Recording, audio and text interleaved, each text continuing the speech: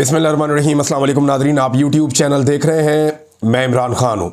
Nadreen, आज मंगल का दिन है और 17 तारीख है जून की, और सुबह के वक्त आप ये वीलॉग देख रहे हैं। रात भर क्या होता रहा वो सूरत हाल मैं आपके सामने रख देता हूँ। लेकिन डोनाल्ड ट्रंप ने अब धमकी लगाई है और उन्होंने वार्निंग दे दी है। डोनाल्ड ट्रंप ने वार्निंग दी है ईरान के शहरियों को, और वार्निंग ये दी गई है कि तेहरान को खाली कर दिया जाए। मैं स्टेटमेंट आपके सामने रखता हूँ, इसके रीज़न भी आपको देता हूँ। एक्चुअली डोनाल्ड ट्रंप अमेरिका में नहीं थे।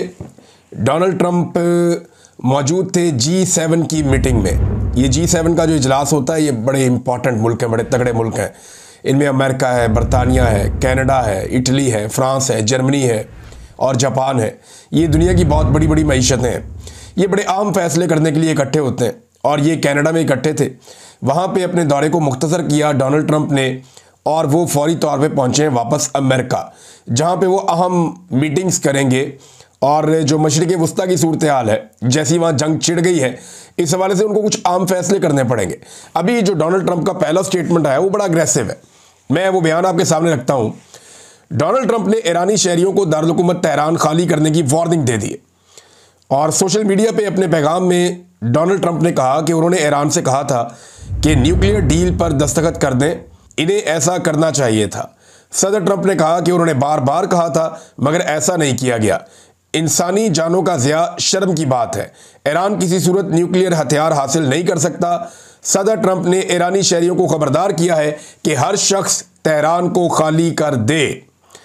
अब ये डोनाल्ड ट्रंप ने इससे पहले भी जनाब बात की G7 में इस हवाले से, और वहाँ भी उन्होंने कहा कि ईरान को मुआहदे पर दस्तखत करने चाहिए, और हम यकीनी बनाना चाहते हैं कि ईरान के पास एटमी हथियार ना हो। और उन्होंने पेशगोई की कि ईरान एटमी डील कर लेगा। अब वो वापस चले गए वाशिंगटन, कनाडा से डोनाल्ड ट्रंप, और उन्होंने तेहरान को खाली करने की धमकी दी है।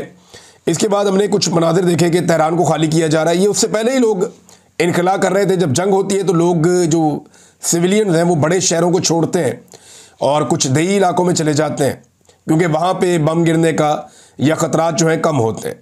वैसे भी हुकूमत एवैक्यूएशन कराती है। जो इंपॉर्टेंट एरियाज़ होते हैं, जो अहम इलाके होते हैं, उनके आसपास के शहरियों को कहा जाता है कि आप ये एरिया खाली कर दें, जानी ख़तरा है, जान जाने का ख़तरा है, लिहाजा इस इलाके से निकल के महफूज मकाम पर चले जाएँ।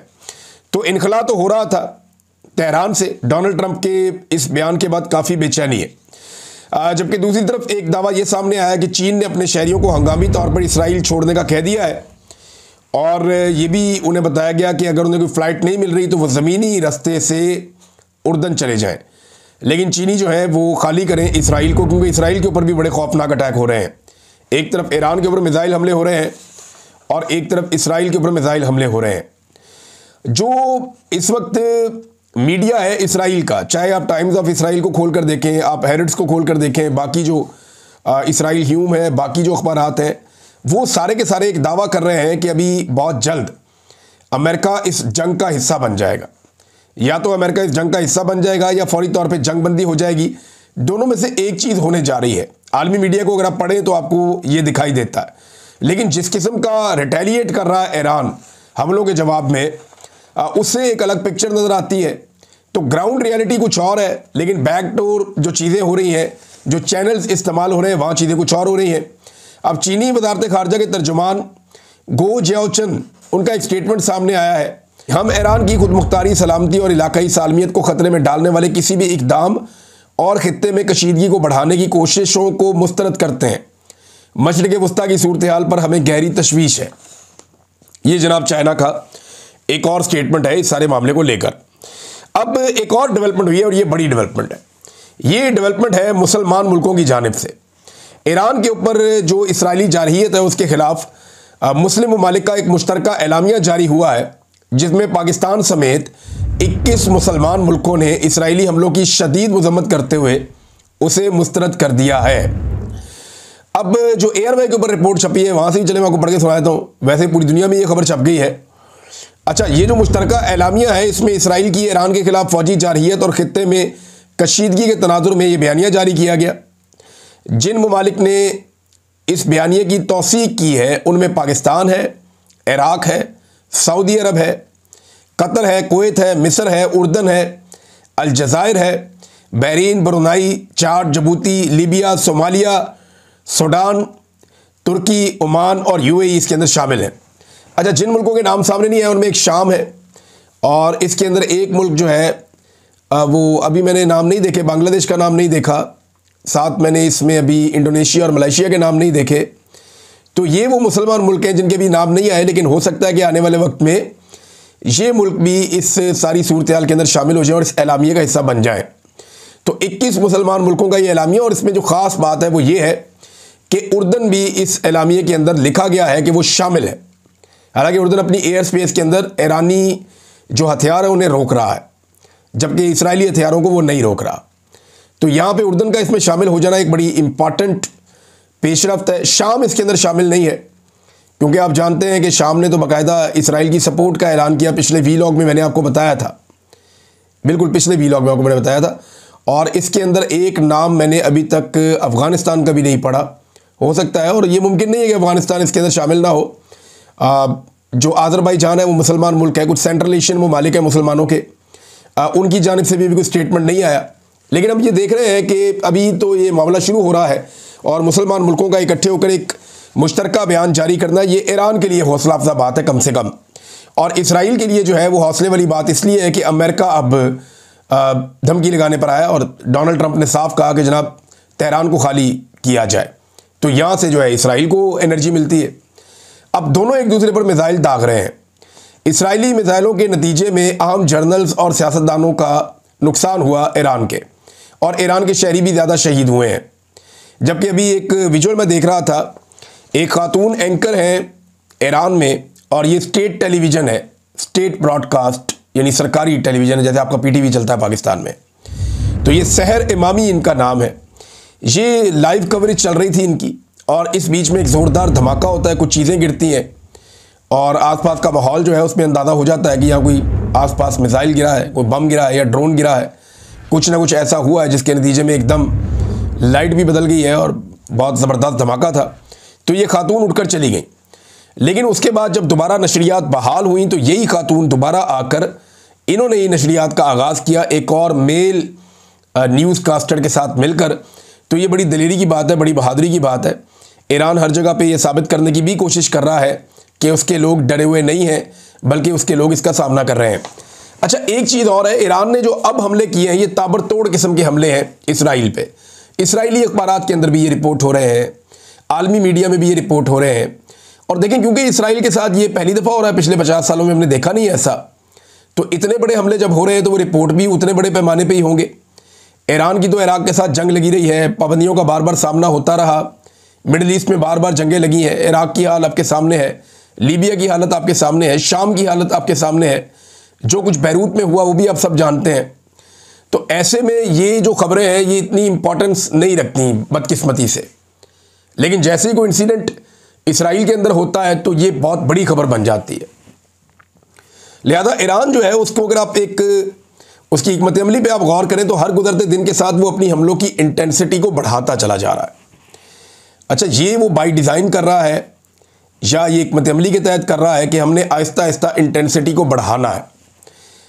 ये जो अभी रात गुजरी है, इस रात से पहले उन्होंने कहा था कि हम इस रात को इसराइल के लिए दिन बनाएंगे, ये क्लेम किया गया था ईरान के सिक्योरिटी फोर्सेस की जानिब से। और फिर हमने देखा कि थोड़ी थोड़ी देर के बाद, यानी एक एक दो घंटे के बाद मिसाइलों की एक नई खेप जाती थी और जाकर इसराइली सरजमीन पे गिरती थी। वो कभी गिर रही है किसी ऑयल फील्ड पे, कभी गिर रही है किसी एनर्जी प्लांट पे, यानी एक बहुत बड़ा एनर्जी का प्लांट है, और उसको तबाह कर दिया। उसके विजुअल्स भी हमने देखे, बड़ा खौफनाक मनाज़र थे उसके, और उसकी तबाही के मनाज़र जो है पूरी दुनिया में फैले हुए हैं। और एक एनर्जी का पूरा प्लांट है हीफा में, ये एटमी बिजली घर है, इसके ऊपर तबाही के बड़े खौफनाक मनाज़र हैं। यानी पहले इसमें आग लग जाती है धमाकों के नतीजे में, उसके बाद इसको आग बुझाने की कोशिश की जा रही होती है, फिर आग लग जाती है, फिर यक्के बाद दीगरे कई धमाके इसके अंदर होते हैं। तो ये बड़ी खौफनाक चीज़ है। जंग वैसे ही बड़ी खौफनाक चीज़ होती है। ईरान ने गुज़िश्ता सारी रात वक्फे से हमले किए हैं और मिसाइलों की शिद्दत वो बढ़ाता चला जा रहा है। और अभी भी ईरान का ये दावा है कि उनके पास कई ऐसे हथियार हैं जिन्हें उसने इस्तेमाल नहीं किया, और आने वाले वक्त में वो उन हथियारों को इस्तेमाल करेगा। तो अगर आप ये कहें कि ईरान ताबड़तोड़ हमले कर रहा है तो ये बात इस वक्त गलत नहीं होगी। अब जब डोनाल्ड ट्रंप ने ये वार्निंग दी कि तेहरान को खाली किया जाए, तो इसका मतलब क्या है? एक तो डोनाल्ड ट्रंप एक शिद्दत लाना चाह रहे हैं ताकि वो दबाव डालकर ईरान से एटमी डील के ऊपर दस्तखत करवा लें। लेकिन अब अगर ईरान एटमी डील के ऊपर दस्तखत करता भी है तो ईरान के पास जो ताकत है उसके बाद इसराइल के लिए तो मामलात रहेंगे। और जब तक फ़लस्तीन का मसला हल नहीं होता, इस खत्ते के अंदर ये पूरा जो रीजन है, इस रीजन के अंदर अमन कायम नहीं हो सकता। ये बात अब सारी दुनिया को समझनी पड़ेगी। इस बात के ऊपर गौर करना पड़ेगा कि असल मसला कहाँ है। असल मसला है फ़लस्तीन और इसराइल के बीच में, और उसकी वजह से ये खित्ता हमेशा ख़तरे में रहता है। आज ईरान के साथ लड़ाई है, कल किसी और के साथ लड़ाई हो सकती है। तो इसराइल के हवाले से ये मामला हल करना बहुत ज़रूरी है। फ़लस्तीनियों को उनका राइट अगर दुनिया लेकर दे और ये मामला ठीक हो जाए तो उसके बाद इस खित्ते में अमन आ सकता है। इसके अलावा और कोई रास्ता ऐसा है नहीं, ऐसा दिखाई नहीं देता, क्योंकि इसराइल का एक मुबैना तौर पे एक एक्सपेंशन का प्लान भी है और एक नक्शा भी गर्दिश करता रहता है कि इसराइल इस तरफ भी बढ़ेगा, इस तरफ भी बढ़ेगा। और क्लेम है उनका कि ये सारी सरजमीन हज़ारों साल पहले उनकी थी, लगभग 3000 साल पहले या उससे भी पहले। वो ये क्लेम करते हैं कि ज़मीन हमारी थी, हमसे छीनी गई, हमें बेघर किया गया, तो हम ज़मीन वापस लेने आए हैं। यही क्लेम जो है वो इस सरजमीन के हवाले से मुसलमानों का भी है। फ़लस्तीनियों का एक बहुत बड़ा क्लेम है कि हम इस सरजमीन के मालिक हैं, हमें यहाँ से बेघर किया गया है। तो यही वो कन्फ्लिक्ट है जिसको दुनिया हल नहीं कर पा रही। और जब तक ये हल नहीं होगा, ये खित्ता जो है वो बारूद के ऊपर बैठा रहेगा। छोटी सी चिंगारी से ऐसे ही आग लग जाएगी जैसे अभी लगी हुई है। इसराइल के अंदर जो सूरत अब है, इससे पहले कभी देखी नहीं गई, कभी सुनी नहीं गई। यानी लोग बहुत तेज़ी से इनखला कर रहे हैं, जो जंगज़दा इलाके हैं वहाँ से निकल रहे हैं। अगर लोग तेहरान को छोड़कर जा रहे हैं या बड़े शहरों से ईरान के निकल रहे हैं, तो इसी तरह लोग इसराइल को छोड़कर भी जा रहे हैं। कई एयरपोर्ट्स के ऊपर ऐसे मनाजिर हैं जो नज़र आते हैं कि वहाँ पे इसराइली शहरी उतर रहे हैं। कई जो है वो समुद्री रास्ते से जा रहे हैं। रास्ते में एक साइप्रस का एक एरिया है, एक बहुत बड़ा वो जजीरा नमा छोटा सा मुल्क है, वहाँ पे कुछ तुर्की का कंट्रोल है, कुछ यूनान का कंट्रोल है। तो कश्तियों में बैठ के उस तरफ जाने की कोशिश करते हैं और कश्ती वालों को भी मुंह मांगे पैसे मिलते हैं। कुछ लोग जो हैं वो ज़मीनी रास्तों से निकलने की कोशिश करते हैं और जो निकालते हैं उनको भी मुंह मांगे पैसे मिलते हैं। तो यहाँ पे बहुत सारे लोगों की चांदी हो रही है। जंग का धंधा जो है ना वो बड़ा जो है वो मुनाफा बख्श धंधा होता है। बहुत सारे लोग बड़ा पैसा बनाते हैं। बहरहाल पानी के ज़रिए से और खुश्की के ज़रिए से निकलने की कोशिश भी की जा रही है जंगज़दा इलाकों से। और जो हमने मनाजिर देखे ईरान में, वहाँ पे भी गाड़ियों की बड़ी लंबी कतारें हैं जो शहर से बाहर की तरफ जा रही हैं। ईरानी वज़ीर ख़ारजा ने जो स्टेटमेंट दिया वो इम्पॉर्टेंट है इस वक्त। ये स्टेटमेंट अगर आप देखेंगे तो आपको अंदाज़ा हो जाएगा कि ईरान अब सोच क्या रहा है। वो ये कहते हैं कि ईरान ने कभी भी मुज़ाकरात का रास्ता तर्क नहीं किया, हमेशा मुज़ाकरात करते रहते हैं, मुज़ाकरात के हामी है। इस वक्त तो जारहियत का मुकाबला करने पर हमारा जोर है। यानी इस वक्त हम जारहियत का मुकाबला कर रहे हैं, मुज़ाकरात से तो हम कभी नहीं भागे। और ईरानी वज़ीर ख़ारजा अब्बास इराक़ची ने कहा कि ईरान सफारतकारी के लिए संजीदा है और मुज़ाकरात का रास्ता कभी तर्क नहीं किया, लेकिन इस वक्त तवज्जो इसराइली जारहियत का मुकाबला करने पर है। AFP के मुताबिक ईरानी वज़ीर ख़ारजा ने फ्रांस, बरतानिया और जर्मनी के हम मनसबों से रब्ता किया। ये वो 3 मुल्क हैं जो मैंने आपको पहले बताया था कि इन्होंने कहा कि हम सालसी करवा देते हैं और हम ये चाहते हैं कि जंगबंदी हो जाए। तो इन्होंने सबसे पहले ऑफ़र किया था। तो इन तीनों से ईरानी वज़ीर ख़ारजा ने रब्ता किया और इन्हें बताया कि ईरान ने कभी मुज़ाकरात का रास्ता तर्क नहीं किया। इस वक्त हम जारहियत का मुकाबला करने पर हमारी तवज्जो है। अमरीका के साथ जौहरी मुज़ाकरात के दौरान ईरान पर इसराइली जारहियत सफारती कोशिशों को नुकसान पहुंचा रही है। और इसके साथ ही उन्होंने बताया इस खबर के अंदर कि जो फ्रांस के, जर्मनी के और बरतानिया के वज़ीर ख़ारजा ने ईरानी वज़ीर ख़ारजा से गुफ्तगू के दौरान सफारतकारी पर वापस आने पर जोर दिया और ये कहा कि किसी भी इलाकाई या जौहरी कशीदगी से गुरेज़ किया जाए। उन्होंने जोर दिया कि बिला शर्त जल्द अज जल्द मुज़ाकरात की मेज़ पर वापस आए ईरान और मगरबी मफादात के ख़िलाफ़ किसी भी गैर मुतात इक़दाम से बाज रहे।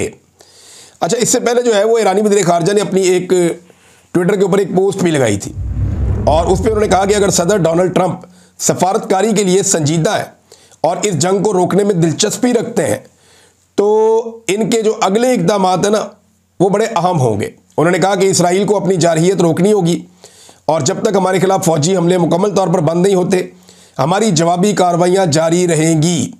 फिर एक और दावा भी किया है इन्होंने, जो ईरानी वज़ीर ख़ारजा है, उन्होंने एक दावा किया अमेरिका को लेकर और इसराइल को लेकर। उन्होंने कहा कि वाशिंगटन से सिर्फ एक फ़ोन कॉल नेतन्याहू जैसे शख्स को खामोश कराने के लिए काफ़ी है। यही इकदाम सफारतकारी की तरफ वापसी की राह हमवार कर सकता है। उन्होंने रास्ता भी बता दिया। वो कहते हैं हम बात करने को तैयार हैं, बैठो बात करते हैं, हल निकालते हैं मसले का, लेकिन पहले इसराइल को रोकें कि वो जंगबंदी करे, पहले इसराइल को रोकें कि वो हमले बंद करे, फिर हम बंद करेंगे। जब तक इसराइल हमले करता रहेगा हम भी हमले करते रहेंगे। और ताबड़तोड़ हमले ईरान कर रहा है, मैंने आपको बता दिया। ईरान की जानिब से एक क्लेम और भी सामने आया ना, वो क्लेम ये सामने आया कि ईरान ने चौथा तैयारा F-35 ये मार गिराया है अपने एयर डिफेंस सिस्टम के ज़रिए से इसराइल का। ये F-35 अगर गिर रहे हैं ना तो ये बहुत बड़ी खबर है, छोटी बात नहीं है। ये अमरीकी तैयारा है और ये अमेरिका का बेहतरीन तैयारा है। अमरीकी फ़ौज खुद इसे इस्तेमाल करती है।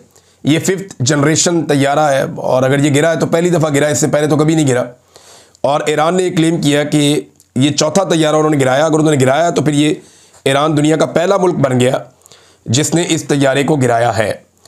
अब मामला एक और है कि दबे लफ्ज़ों में ईरान ये भी कह देता है कि एक्चुअली जो है वो अमेरिका ही इसके पीछे, और अगर अमेरिका नेतन्याहू को बोलता है कि जंगबंदी करो तो फिर वो जंगबंदी करेगा और वो फौरी तौर पे जंग को रोक देगा। और वो ये कहते हैं कि जनाब उनकी इतनी औकात है। ये ईरान बार बार बावर भी करवाता है। क्या अमेरिका अटैक कर सकता है इसराइल के साथ मिलकर ईरान पे? बिल्कुल इसकी यानी ये हो सकता है, पॉसिबिलिटीज़ हैं, ये मुमकिन है, क्योंकि जंग के अंदर कुछ भी हो सकता है, कोई भी किसी का इत्तेहादी बन सकता है। लेकिन इसके लिए अमेरिका को भी कोई कीमत अदा करनी पड़ेगी। कुछ अमेरिकन जो एक्सपर्ट्स हैं दिफा के, उनका ये कहना है, उनके बयानात आ रहे हैं मीडिया पे, सोशल मीडिया पे, उनका ये कहना है कि अगर ईरान के ऊपर अटैक किया तो इसकी कीमत अमरीकी फ़ौजियों को और अमरीकी हथियारों को भी चुकानी पड़ेगी। क्योंकि देखें ना, फिर ईरान अपने मिसाइल मारेगा अमरीकी बहरी बेड़ों पे भी, और इस तरफ भी वो रुख कर लेगा और उसके नतीजे में एक नई सिचुएशन बन जाएगी।